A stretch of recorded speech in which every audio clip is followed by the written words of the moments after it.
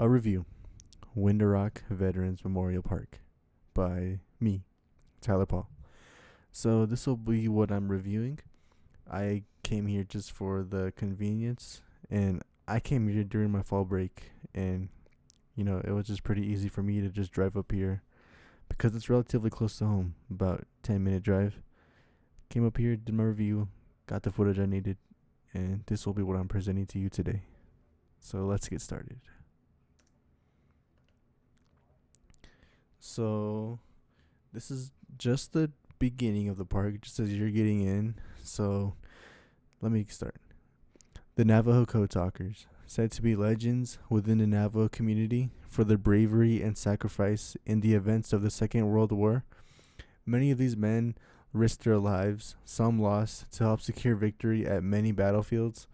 These included Utah Beach during the D-Day invasion. The Battle of Midway, Iwo Jima, Pililiu, I hope I'm saying that right, Guadalcanal, and many others. To honor such bravery and commitment to the U.S., a memorial was built in remembrance of these men.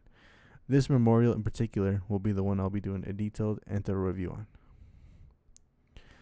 Why I've chosen to do a review on this place, you ask? This memorial has such a cultural significance, as this is where many people go to be one with themselves, as well as feel the Code Talkers' presence, whom this whole area is dedicated to. Coming upon this memorial, you will see various buildings, all of which are federally recognized tribal buildings. These buildings include the Navajo Nation President and Vice President Office, Navajo Office of Vital Records, Attorney General, Housing Authority, and many others. The reason these are all here is because of the sacredness of the Winter Rock landmark, Tsehudzani. Culturally, back then there used to be a pond at the base of the window in the rock that medicine men would use. Medicine men conduct various ceremonies and rituals to treat Navajos who have come in contact with evil spirits.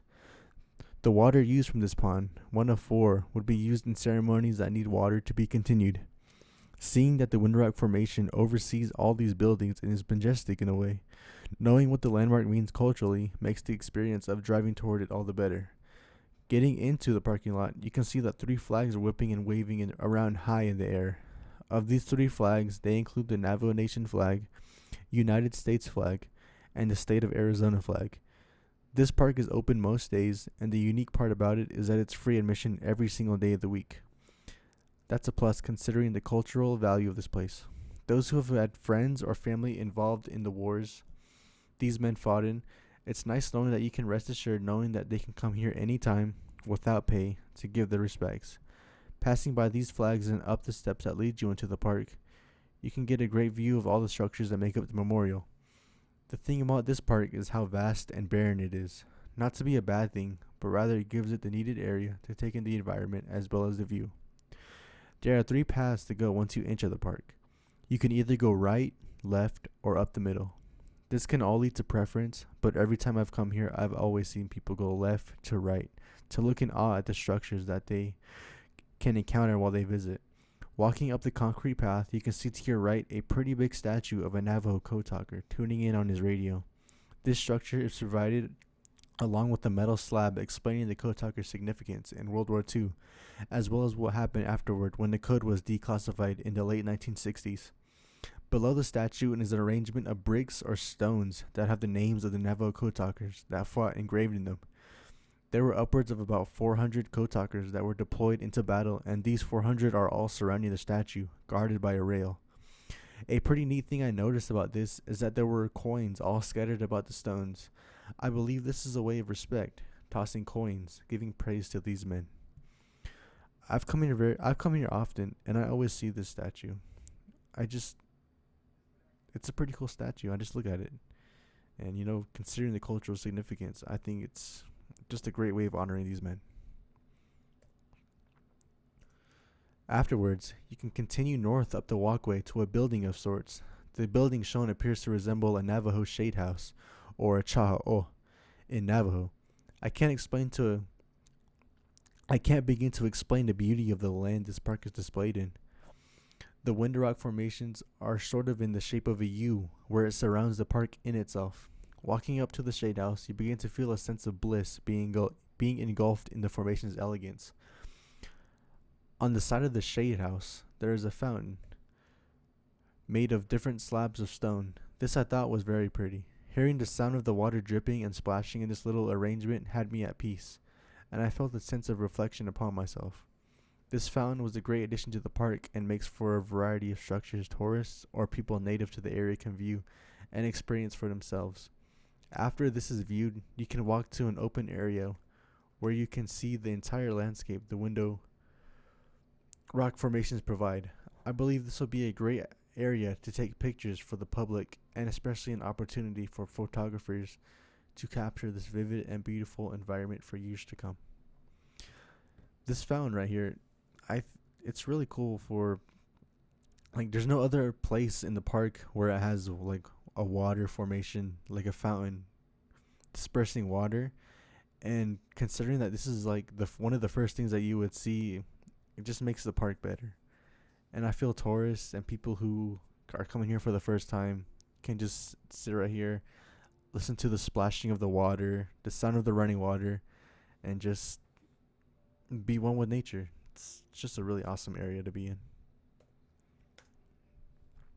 Walking down this way, it's leads you to like the middle of the park. It's the park is like a giant O, like an O shape, like a big old loop. And from each one of the four directions, you can walk to the middle. And there's like this giant rock. I don't know what the rock is supposed to symbolize, but it says in remembrance of our warriors who made the ultimate sacrifice and or missing in action. They will never be forgotten, and to us they will always be young in our thoughts. And there you have the winter rock formations in the background. And more flagpoles. But the flags weren't up that day. I got there when it was about to close. And then around this area, there's a pretty good area for pictures.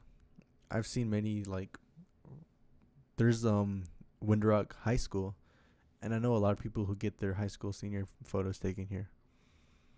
It's also just a really good area for pictures. I mean, if you're from like a Winter Rock, if you're from a high school that's called Winter Rock, you would want to be like where the Winter Rock is just to take pictures for if you're a senior or not.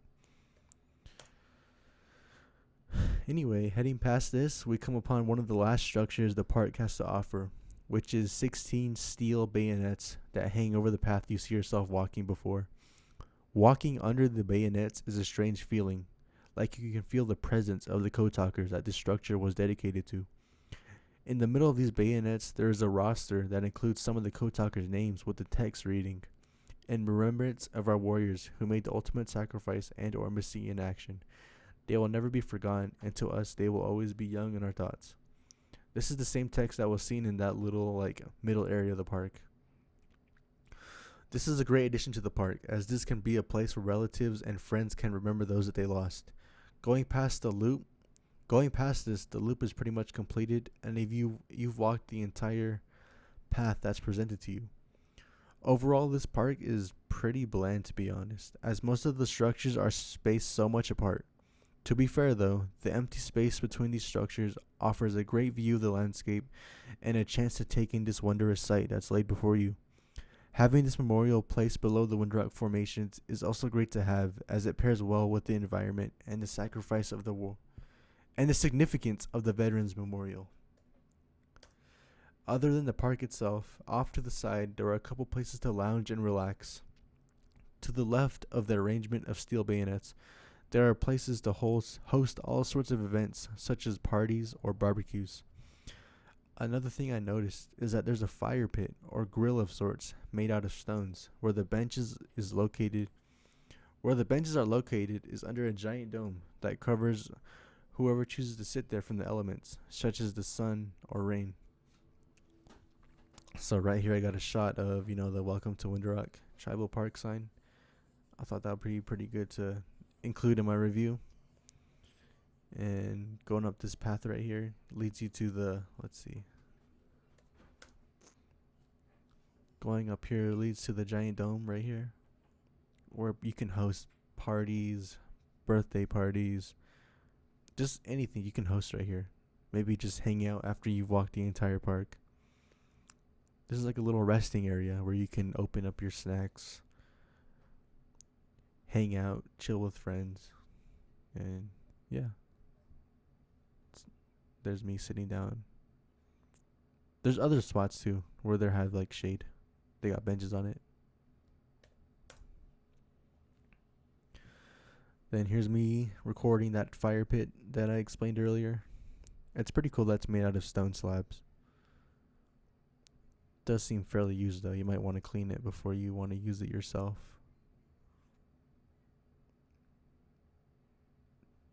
I would use it personally. I wouldn't use it myself. I would just use a grill that I would bring from home. Then right here's another good shot of me getting the environment right there. Me zooming in on the other shade houses. Then here's me walking. That's pretty much the whole park. Aside from what I'm about to explain in a little bit, but there's a little path you can walk down. Maybe one that goes up to. There's actually a hiking trail that leads up to the formations. I've been there a couple times up there, maybe twice in middle school and as a freshman in high school. It says, "Thank you for visiting. Please come again." I would prefer to have this whole thing at the start of the actual park because there's like really no point in having this whole thing off to the side where not really many people can see it because there's no sign out in front of the park that says, like, this is the park, please come back again. So that's what I would change. Just have that sign over here where the flags are supposed to be. There's me walking out of that little like picnic area. So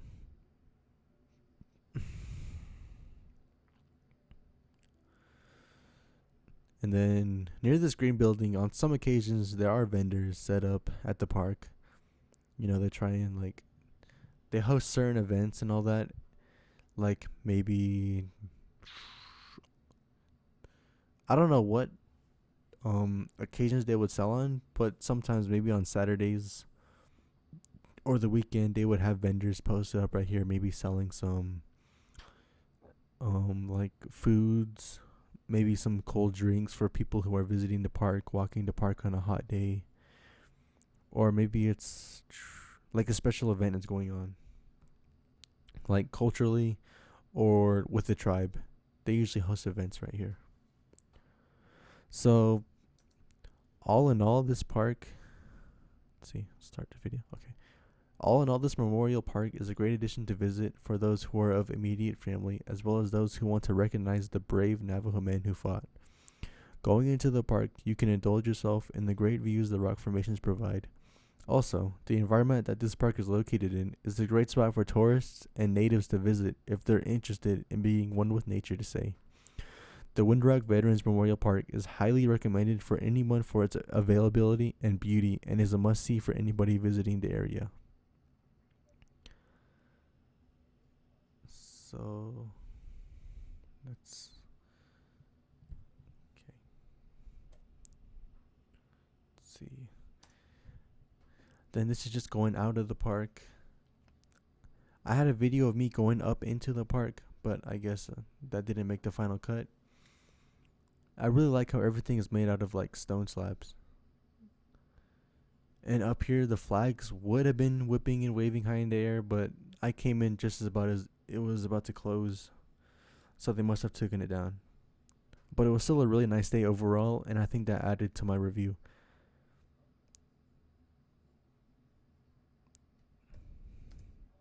Then this is just a closing shot, little overview of the parking lot.